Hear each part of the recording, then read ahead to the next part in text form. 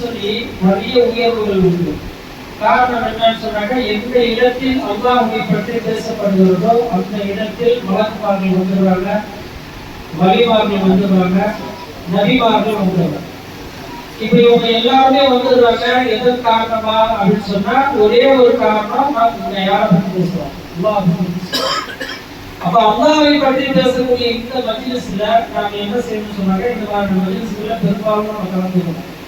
ஒவ்வொரு வாரமும் வெள்ளிக்கிழமை நடக்குது, மஜ்லிஸ் நடக்குது. நிறைய பேருக்கு மஜ்லிஸ் நடக்குதுன்னு தெரியும். தெரிஞ்சும் வரல என்று சொன்னா நஷ்டம் நம்மளுக்கு கிடையாது. நஷ்டம் யாருக்கு? அவங்களுக்கு தான் நஷ்டம். நம்ம மஜ்லிஸ் சொல்லிட்டே போயிட்டே இருக்க பெருமாள் ஸல்லல்லாஹு அலைஹி வஸல்லம் அவங்க சமுதாயத்தை பத்தி ரொம்ப கவலைப்படுவாங்க. யாரும் இஸ்லாத்துக்கு வர மாட்டாங்க, சரியான முறையில் என்ன செய்யற களிமா சொல்ல மாட்டாங்க, வருத்தப்பட்டு உட்கார்ந்துருப்பாங்க. அப்ப அல்லாஹ் தஆலா சொன்னான், நபியே நீங்க ஏன் இந்த மாதிரி அவங்கள பத்தி கவலைப்படுறீங்க? யாருக்கு இந்த களிமா நசீபாகுமோ அவங்க மட்டும்தான் இதை சொல்ல முடியும். நீங்க எத்தி வச்சுட்டு போயிட்டே இருங்க. பெருமாள் அல்லாஹ் சொன்னா, களிமா லா இலாஹா இல்லல்லாஹ் சொல்லிட்டு நீங்க போயிட்டே இருங்க, அவங்கள பத்தி நீங்க கவலைப்படாதீங்கன்னு சொல்லி அல்லாஹ் நபி கவலைப்பட்டது அல்லாஹ் வந்தாங்க. நபி கவலைப்பட்டா அல்லாஹ் தாங்க மாட்டான். உடனே அல்லாஹ் ஆயத்தை இறக்கி பெருமாள் அவர்கள் விஷயத்தை சொல்றாங்க. அதே மாதிரினா இந்த திக்ருடைய மஜ்லிஸ் கிட்டத்தட்ட ஒரு வருடமா நம்ம வாழ்நாள் வந்துட்டே தான் இருக்குது. எல்லாருக்குமே தெரியும், வெள்ளிக்கிழமை மகரிபுக்கு பிறகு இந்த இடத்துல வாழ்நாள் மஜ்லிஸ் நடக்குது அப்படின்னு தெரியும். வரணும்னு நினைச்சா வரலாம், நினைச்சா ஒண்ணு செய்யலாம், தாராளமா வரலாம். ஆனா அவங்க வராம இருக்கிறதுக்கு 1000 காரணங்கள் சொல்லலாம். நான் அந்த வீட்டுக்கு போய் எனக்கு பழக்கம் இல்லை. சில பேர் தான் சொல்லுவாங்க, எனக்கு அந்த வீட்டுக்கு போய் பழக்கம் இல்லை, அது போய் எப்படி போய் உட்கார்றது, 1000 காரணம் சொல்லணும். ஆனா யாரை அவங்க செலக்ட் பண்ணானோ அவங்க மட்டும்தான் வர முடியும். எல்லாரும் கூட செய்ய முடியாது. இந்த திட்டத்தை அவ்வளவு சீக்கிரம் வர முடியும். இப்ப தேவையை எதை சொல்லி தரோம்? தேவையை பூர்த்தி செய்பவர் அல்லாஹ்வை தவிர யாருமே இல்லை. கலிமா இருக்குது. எப்படி நம்ம தேவையை பூர்த்தி ஆகுது தெரியுமா? இன்னைக்கு நம்ம வீட்டுல உட்கார்ந்துக்கிட்டு நம்மளுக்கு ஏதாவது சாப்பாடு வேணும்னா இந்த வீட்டுல வந்து புக் பண்ணிக்கலாம். புக் பண்ண உடனே ஆட்டோமேட்டிக்கா சாப்பாடு நம்ம தேடி வருது, வீட்டுல வந்து கொடுத்துட்டு போறோம். இப்ப தேவை எப்படி பூர்த்தி ஆகுது? ஒரு காலத்துல இருந்துச்சு, நாம தான் கடைக்கு போகணும், அது வந்து வீட்டுல இருக்கக்கூடிய யாராவது ஒரு கடைக்கு அனுப்பி விடணும். இப்ப அல்லாஹ் எப்படி அதை லேசாக்கினா அப்படின்னு சொன்னா, புக் பண்ணிட்டோம்னு சொன்னா வீடு தேடி வந்து நம்மளோட சாப்பாடு கொடுத்துருவாங்க. ஆனா அது காசு வாங்குறாங்க. ஆனா இன்னைக்கு அப்படி ஒரு வசதி ஆரம்ப காலத்துல இல்லையே. தேவை எப்படி பூர்த்தி ஆகுது? ஒரு காலத்துல ஆட்டோக்காரன்னா அநியாயத்துக்கு சும்மா பக்கத்துல போறது ஊர் போடுற காசு கேட்பாங்க. அல்லாஹ் அதுக்கு என்ன பண்ணா, அது ஒரு வழியை கொண்டு வந்தான். ஊபர் அப்படின்னு கொண்டு வந்தான், ராபிடோ அப்படின்னு கொண்டு வந்தான், ஓலா அப்படின்னு கொண்டு வந்தான். கொண்டு வந்த உடனே இவனுக்கெல்லாம் என்ன செஞ்சாங்க, 300 ரூபாய், 400 ரூபாய், 500 ரூபாய், எடுத்தவன 600 ரூபாய் பேசுற எல்லா வாயும் போட்டு என்ன செய்யணும், ஓரமா வச்சு கரெக்டான ரேட் எல்லாம் செஞ்சா வீடு தேடி வந்து ஆட்டோ. இப்ப நம்ம ஆரம்ப காலத்துல ஆட்டோ பிடிக்கணும், எப்படி பண்ணுவோம், என்ன செய்வோம், இங்க இருந்து ரோடுக்கு போய் ஆட்டோ கை காமிச்சு அவன் வீட்டுக்கு போடுவான், அல்லது ரேட்டு பேசணும், அநியாயத்துக்கு அவன் பேசுவான். அதெல்லாம் ஒரு காலம் டிராவல் பண்ணிட்டே இருக்கும். இன்னைக்கு எல்லாம் எவ்வளவு லேசாக்கியா, வீட்டுல உட்காந்து ஆட்டோ புக் பண்றோம், வீடு தேடி ஆட்டோ வருது. ஆரம்ப காலத்துல வெளியே போய் நாம நடந்து போய் ஆட்டோ புக் பண்ண காலத்துல ஊர்பட்ட காசு கேட்டான், வேற வழி இல்லாம செஞ்சோம், அந்த காசை கொடுத்துட்டு போறோம். ஆனா இன்னைக்கு அதான் எப்படி ஆகினா, கரெக்டான ரேட் அதை விட கம்மியா வேணுமா, இன்னொரு ஆப்ஷன் இருக்கு, அதை புக் பண்ணிட்டு போயிட்டே இருக்கு. எவ்வளவு ஈஸியா பண்ணுவோம். தேவை எப்படி பூர்த்தி ஆகுது? இப்படி நீங்க என்ன பார்க்கணும்னா, தேவையை எல்லாம் எப்படி பூர்த்தி செய்யறான்றதை நீங்க கவனிக்கணும். அந்த இடத்துல அவன் ஆட்டோக்காரன் அது ஒரு ஆப்ஷன், அவங்க தனியா ஒரு ஊபர்னு ஒரு ஆப் வச்சிருக்காங்க, அவங்க அதெல்லாம் ரெண்டாவது. சரி, ஆட்டோ போகணும் விட்டவன் தான் யாரு? அந்த சிந்தனையை கொடுத்தவன் யாரு? அல்லாஹ் தானே. அந்த சிந்தனையை அல்லாஹ் கொடுக்காம தானே ஆட்டோக்காரன் வந்து ஒரு வீட்டுக்கு மளிகை சாமான் முதல் கறி வாங்குறதுல இருந்து மீன் வாங்குறதுல இருந்து எல்லாமே இன்னைக்கு புக் பண்ணா கொண்டு வந்து கொடுக்கணும். அவ்வளவு சர்வ சாதாரணமா அல்லாஹ் தேவையை பூர்த்தி செஞ்சுக்கிட்டே இருக்கிறான். ஆனா எல்லாத்தையும் அனுபவித்த நாம இதை செய்யறோம், அந்த களிமாவை விளங்காம தாழ்த்தோடித்தனமா உட்காந்துருக்கோம். இதே இந்த இஸ்லாமியர்களை கூப்பிட்டு ஊர் சுத்த சொல்லுங்க, இங்க போலாம் அங்க போலாம் சொல்லுவாங்க, உடனே கிளம்பி போயிடும். அதுக்கெல்லாம் நிறைய நேரம் காலம் வரும். இங்க இருந்து என்ன பீச்சுக்கு போக சொல்லுங்க, உடனே இப்ப நம்ம கூட வேண்டியதான். இதே இங்க உட்காந்துருக்கிறவங்களுக்கும் திரும்ப சொல்லுங்க, அப்புறமா பார்த்துக்கலாம். அப்போ மெரினா பீச் அவங்களுக்கு உயர்ந்ததா தெரியுது. திக்கு மஜ்லிஸ் ஆமா அங்க போய் என்ன தப்பி பயன் கேக்குது, கேட்ட வரையும் போதும் அப்படின்னு ஒரு தாத்தோட்டித்தனமான ஒரு சிந்தனை இருக்குது. அந்த தாத்தோட்டித்தனமான சிந்தனை அவங்க எங்க கொண்டு போய் விட்டுன்னு சொன்னா, ஒரு பலா முஸ்லிமத்தை பாட்டி நின்று அழுவம் பாருங்க. அந்த நேரத்தில் அல்லா அவங்க திருப்பி கூட பாருங்க. இது நல்ல ஞாபகம் வச்சு.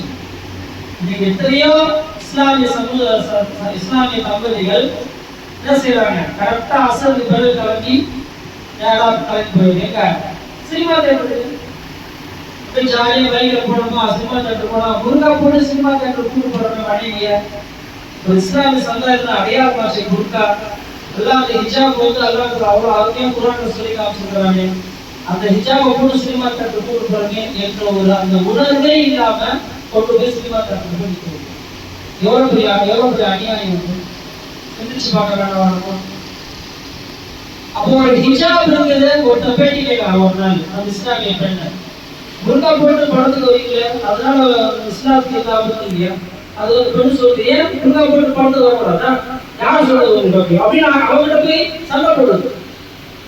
ஒரு புர்கா போட்டு ஒரு இஸ்லாமிய பெண் பேசக்கூடிய வார்த்தை ஒட்டுமொத்த மீடியாவும் இந்த உலகத்துல பார்க்குது. இன்னைக்கு அசிங்க யாருக்கு, கேவலம் யாருக்கு, நமக்கு தான் கேவலம், முஸ்லிம்களுக்கு தான் கேவலம். அதனாலதான் நீங்க நல்லா பாருங்க, இஸ்லாமிய பெண்கள் முழுக்க நிக்கா முடிஞ்சிருச்சுனாக்கா கிட்டத்தட்ட இன்றைய காலகட்டத்துல நிறைய பேர் தலாக் வாங்குறதுக்குள்ள காரணம் என்னன்னா இதுதான். அது அடிப்படையான காரணம் இதுதான். இஸ்லாத்தை சரியா வளர்கிறது இல்லை, அவங்க இஷ்டத்துக்கு வாழ்ந்து வேண்டியது. சும்மா பேருக்கு கொடுக்கப்படுது. என்ன பண்றது வழி இல்லை. நம்ம மகாநகரம் டெய்லியும் இருக்க பாருங்க, பசங்க கம்ப்யூட்டர் கிளாஸ் எங்கே போய் வராங்க. டெய்லியும் நம்ம 7 மணி காலையில புர்கா போட்டிருப்பாங்க, காலையில கூப்பிட்டுருக்காரு. என்ன அது புர்கா,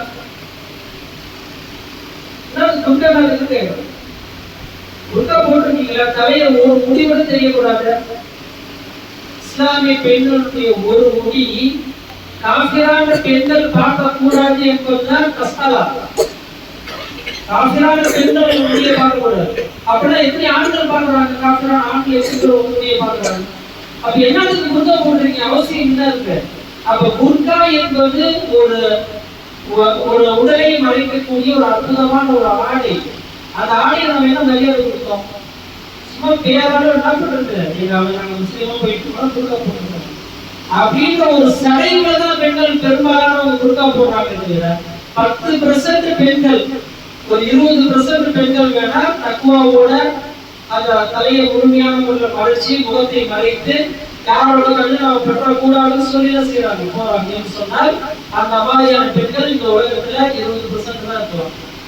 மீதி 80% பெண்கள் வந்து பெரும்பாலும் இப்படிதான். காரணம் என்ன, அவங்க இஸ்லாத்தையும் வளர்கிறது இல்லை, அதை தெரிஞ்சுக்க ஆசைப்படுறது இல்லை, திருமணத்துக்கு பிறகு நம்ம குடும்பம் நம்ம வாழ்க்கையை மாற்றிக்கணும் அப்படின்ற இதையும் அவங்க கொண்டு வருது இல்லை.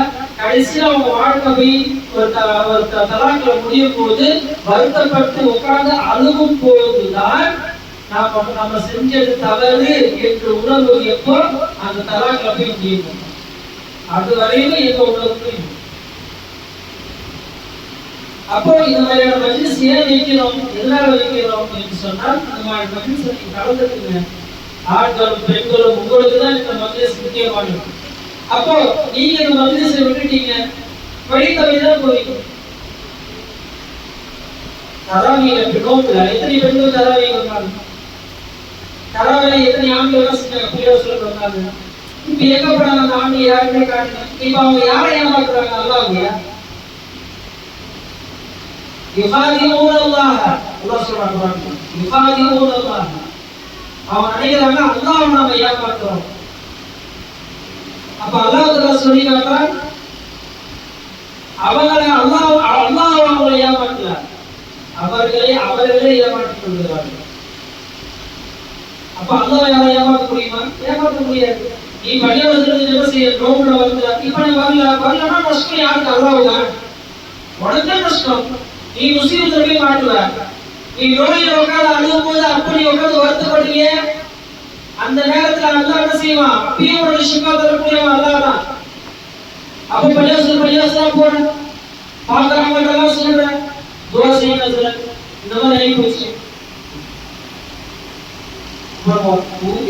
கஷ்டப்பட்டு சம்பாதிக்கிற பணம் காசு அல்லாஹ் ஒரே ஒரு நோயை கொடுத்துட்டான். சமீபத்துல கேரளாவுல ஒரு சின்ன பையனுக்கு வந்து கிட்னி ஃபெயில் ஆயிடுச்சு. ஒரு கிட்னி போயிடுச்சு. ஆனா அவங்க அப்பா வந்து ரொம்ப கம்மி சம்பாதிச்சா சம்பாதிக்கிறாரு. சம்பாதிச்சா நீ சாப்பாடுவோம் அவ்வளவு. ஆனா அந்த குடும்பத்துல அவரு அந்த பையனுக்கு ஆபரேஷன் பண்ணா 4 லட்சம் ரூபாய் கேட்கறாங்க. அதுக்கப்புறமா வேற கிட்னி வைக்கிறதுக்கு என்ன செய்யறாங்க, அது 24 லட்சம் கேட்கறாங்க. எங்க போவாங்க? காலம் ஃபுல்லா சம்பாதிச்சாலும் 24 லட்சம் யாரு கொடுப்பாங்க? சரி 24 லட்சம் அப்படின்னு வசூல் பண்ணி கொடுத்துட்டா கூட அல்லாஹ் கொடுத்த ஒரு கிட்னி ஈடாக மாட்டேன். இப்போ அல்லாஹ் பிடிக்கணும்னு நினைச்சா எவ்வளவு நேரம் ஆகும்? அந்த அல்லாஹ் மறந்துட்டு வாழ்றவங்க அல்லாஹ் குர்ஆன் என்ன ஆயத்து சொல்லி காட்டுறா, இன்ன பத்ஷ ரப்பிக லஷதீத். என்னுடைய புடி இருக்குது, நான் ஒருத்தனை புடிச்சேன், என்னுடைய புடி ரொம்ப பயங்கரமா இருக்கும். நீங்க அப்படிதான் செய்யற நடக்குது. அப்படியே அசல் பொருட்களே கிளம்பி போயிடுறாங்க. எங்க பார்க்குக்கு போகும், எங்க போறோம் பார்க்க. ஏன் அசல் தொழுகிறது அதை பத்தி எங்களுக்கு எந்த கவலையும் இல்லை. மகிழ் தொழுகிறது அதை பத்தி எங்களுக்கு எந்த கவலையும் இல்லை. இஷா தொழுகிறது அதை பத்தி எங்களுக்கு எந்த கவலையும் இல்லை. பார்க்குக்கு போவோம், ஜாலியா அங்க கேம் இன்னும் விளையாடுவோம், அதெல்லாம் நாங்க விளையாடுவோம். இஷாவுடைய நேரத்துல ஏதாவது ஒரு ஹோட்டல்ல போய் சாப்பிட்டுட்டு அப்படியே நாங்க வீட்டுக்கு போயிடுவோம். எங்க லைஃப் நாங்க என்ஜாய் பண்றோம். நாங்க வாழக்கூடிய வாழ்க்கை இருக்குது, அது அல்லாஹ் ரசூலுக்காக இல்ல. மாறாக நாங்கள் வாழக்கூடிய இந்த வாழ்க்கை நாங்க இந்த என்ஜாய்மெண்ட்காக வாழ்ந்துட்டோம் அப்படின்னு சில பேர் வாழ்ந்துட்டு இருக்காங்களே, அவங்கள பார்த்து அல்லாஹ் சொல்றான், வல் ஆகிரத்து லஹியல் ஹயவான். மறுமை இருக்குது, அதுதான் வாழ்க்கை. நாம வாழப்போற வாழ்க்கை எங்க நம்ம வாழ போறோம்? வாழ்க்கையில தான். இங்கே நம்ம எதுக்காக நம்ம படைச்சு வச்சிருக்கிறாங்கன்னா, அல்லாஹ் யாரு, அல்லாஹ் எப்படிப்பட்டவன், ரசூலுல்லாஹ் யாரு, ரசூலுல்லாஹி ஸல்லல்லாஹு அலைஹி வஸல்லம் அவங்களுக்கு எப்படிப்பட்ட அந்தஸ்து இருக்குது, வலிமார்கள் யாரு, கலிமார்கள் எவ்வளவு உயர்ந்தவர்கள் என்பதை எல்லாம் நீங்கள் விளங்கிக் கொள்ளுங்கள். விளங்கி இந்த உலகத்துல துன்யாவை புடிச்சுட்டு வாழாம அல்லாஹ் ரசூலையும் நீங்க புடிச்சுக்கணும். அவங்களை விட்டு வாழக்கூடிய எந்த வாழ்க்கையும் சரி உங்களுக்கு நிம்மதியோ சந்தோஷமோ தராது. வேணா நீங்க வாழக்கூடிய இந்த வாழ்க்கை அப்படியே பார்க்கு போறதும், பீச்சுக்கு போறதும், சினிமா தியேட்டருக்கு போறதும் சும்மா கொஞ்ச காலங்கள் உங்க வாழ்க்கையில் சந்தோஷம் அளிக்கலாம். அதெல்லாம் ஒரு நேரத்துல அல்லாஹ் உட்கார்ந்து இஸ்திக்பார் தௌபா செஞ்சு அல்லாஹ் செஞ்சு தப்புதான் இருக்கு, உண்மைதான், நாங்க நல்லா போயிட்டோம், இனிமேல் யாரும் அந்த மாதிரி தவறு நடக்காம எங்களை காப்பாற்றுறது என்று எந்த ஒரு மனிதன் அல்லாஹ் இடத்தில் மன்னிப்பு அல்லாஹ் இடத்தில் பாவ மன்னிப்பு கேட்டு அந்த விஷயங்களை அல்லாஹ் இடத்தில் அழுது மன்னிப்பு கேட்டாரோ அவர் நிச்சயமாக அல்லாஹ் மன்னிப்பதற்கு தயாராக இருக்கிறார். இல்ல சினிமா தேட்டருக்கு போயிட்டு நான் அவனை மன்னிக்க மாட்டேன் என்று அல்லாஹ் சொல்லவே இல்லை. நீ பீச்சுக்கு போயிட்டா தொழுவாங்க, நான் அவனை மன்னிக்க மாட்டேன் என்று அல்லாஹ் சொல்லல. அல்லாஹ் சொல்றான், நபி இபாதி, நபியே என்னுடைய அடியார்களுக்கு அறிவிப்பு செய்யும், ஆனால் கஃபூர் ரஹீம், நான் நிச்சயமாக பாவங்களை மன்னிக்கக்கூடியவனாக இருக்கிறேன் என்று அல்லாஹ் சொல்றான். நம்முடைய பாவங்களை மன்னிப்பதற்கு அல்லாஹ் தயாரா இருக்கிறான். ஆனா நாம் என்ன செய்யறோம்? பாவம் மட்டும்தான் செய்வோம்ன்ற உறுதியா இருக்கும். பாவத்தை விட்டுட்டு நன்மை பக்கம் திரும்பி வாங்கன்னு சொல்லி அல்லாஹ் சொல்றானே, அந்த பக்கம் நம்ம திரும்பி இல்லாம என்ற எண்ணம் நமக்கு இந்த உலகத்தில் வராத வரை நம்ம வாழ்க்கையில் எந்த நிம்மதியோ சந்தோஷமோ நிச்சயமா இருக்காது. நீ எழுதி வச்சிருக்க அல்லாஹ் குர்ஆன்ல சொல்லி காட்டுறான். எனவே சொல்லக்கூடிய அந்த வார்த்தை இருக்கிறது, குர்ஆன் இருக்கிறது. குர்ஆன் ஒரு வார்த்தை சொன்னதுதான். லா தப்தீல கலிமாத்தில்லாஹ், அல்லாஹ்வுடைய வார்த்தைகளை மாற்றுவதற்கு கிடையவே கிடையாது. அல்லாஹ் ஒரு வார்த்தை சொன்னா நிச்சயமா சொல்றான். அல்லாஹ் சொல்றா, இந்த உலகத்துல வாழுங்க, கடனோ கஷ்டமோ கூடோ கஞ்சியோ கொஞ்சமா வாழ்ந்தாலும் சரி அல்லாஹ் ரசூலுக்கு பொருத்தமாக நீங்கள் வாழ்ந்து விட்டால் அதுதான் வாழ்க்கை. இல்ல ஏதோ வச்சிருக்காங்க நாங்க வந்துருவோம் அவ்வளவுதான். அதுக்கப்புறம் பள்ளிவாசலுக்கு எந்த சம்பந்தம் கிடையாது. நாங்க வாரத்தில் ஜும்மா தருவோம், வருஷத்துக்கு 2 பெருந்தா தருவோம், என்ன லைஃப்ல வந்து என்ன பண்றது வழியிலாம நாங்க போவோம் என்று சொல்லக்கூடியவர்கள் அவர்களே ஏமாற்றிக் கொண்டு கடைசி வரை இந்த துனியாவுல எத்தனை காலம் வாழ்ந்துட முடியும்? நாளைக்கு ஒரு கபூர் வைக்க மாட்டாங்க. நாளைக்கு கூட கபூர்ல வைக்க மாட்டாங்களா? அவன் நாளைக்கு கபூர்ல வச்சுட்டா அவங்களுக்கு கபூர்ல கேள்வி வந்திருக்காதா? அப்படி இல்லைங்க. அவங்க இதை தாண்டி ஒரு வாழ்க்கை இருக்குது, கபருடைய வாழ்க்கை. அந்த கபருடைய வாழ்க்கையில நம்ம என்ன செஞ்சோம்? ஒரு சகாபி வந்தாங்க, அது உடன்டாங்க, என் போட்டி ஆக மாட்டேன் அவசரம் நீ போட்டு கொடுக்குறியா?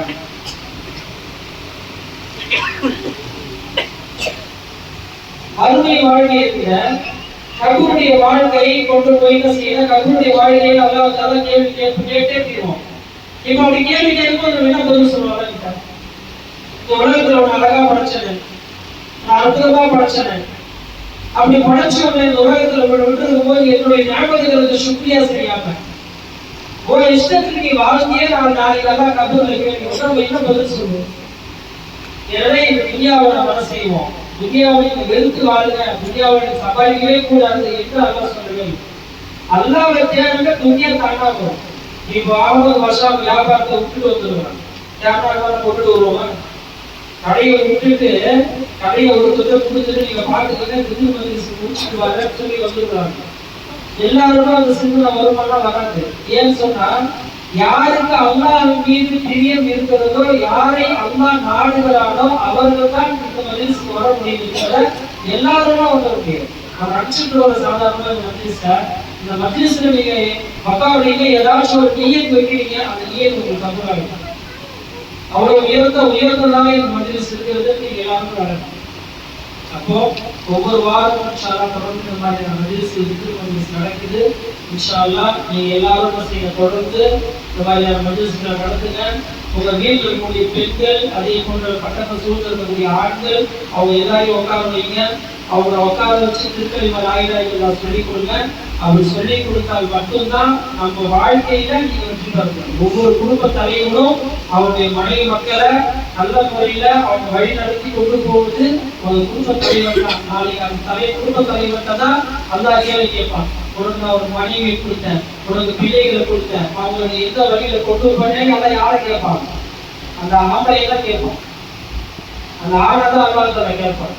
இல்ல ஏன் இஷ்டம், நான் எப்படி வேணா வாழ்வேன் என்று ஒரு பெண் சொல்லிவிட முடியாது. ஒரு பிள்ளைகள் நான் என் இஷ்டத்தை நான் எப்படி வேணா வாழ்வேன் என்று எந்த பிள்ளைகளும் செய்ய முடியாது, சொல்லிவிட முடியாது. ஏன் என்று சொன்னால் அந்த வாழக்கூடிய வாழ்க்கை யாருதான் கொடுத்தார்? அல்லாஹ் தான் கொடுத்தார். எனவே அந்த ஆண் மகனுக்கு கொடுக்கலையா, அந்த ஆண் மகன் தன்னுடைய மனைவியையும் பிள்ளைகளையும் சரியான முறையில் லா இலாஹா இல்லல்லாஹ் பாதையை கொண்டு போகாத வரை அந்த ஆணுக்கு மறுமையில் நிச்சயமாக கேள்வி உண்டு. அவருடைய சகோதர சகோதரி எல்லாத்தையும் கொண்டு போய் முடிஞ்சளவு நம்ம என்ன இப்ப எனக்கு வந்து லா இலாஹா இல்லல்லாஹ் உங்க வீட்டுக்கு சொல்லி என்ன அவசியம் இருக்கு?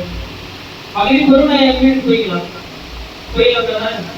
மகிழ்ச்சி பெரும் நான் எங்க வீட்டுக்கு போயிடலாம், உங்க வீட்டுல இருக்கலாம். நீங்களா ஏதாச்சும் கேம் விளையாடுறதோ அல்லது வெளியே போயிட்டு எங்க வேணா போலாமே.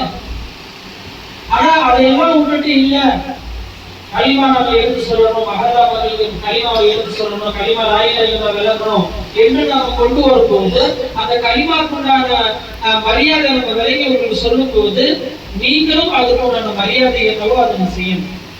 ஒவ்வொரு மகல்லாவில் இருக்கக்கூடிய மக்களோட செய்யணும். கலிமா லா இலாஹா இல்லல்லாஹ் விளக்கணும். வருங்காலத்துல அல்லாஹ் தஆலா இதை விட இன்ஷா அல்லாஹ் செய்வான். நிறைய ஆண்களும் பெண்களும் இந்த மஜ்லிஸ்ல கலந்துக்க செய்வான். அதுக்கு நாம தான் முயற்சி செய்யணும். முயற்சி செஞ்சு பக்கத்துல ஆண்கள் எல்லாத்தையும் பெரியவங்க எத்தனை பேர் இருக்கிறாங்க அவங்க எல்லாம் கூட்டு வந்து உட்கார போட்டு நம்முடைய பொறுப்பு தான்.